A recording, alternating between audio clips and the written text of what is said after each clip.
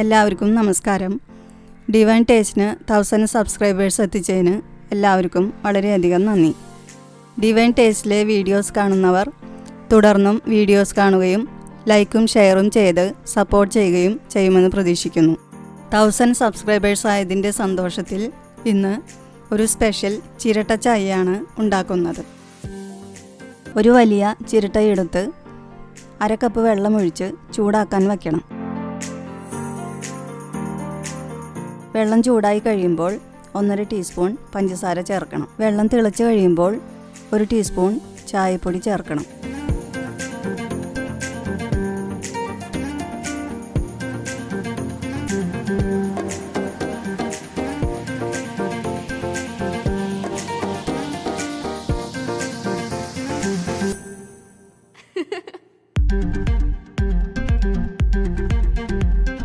ഇതിലേക്ക് 1/2 കപ്പ് പാലൊഴിച്ച് നന്നായി തിളപ്പിക്കണം.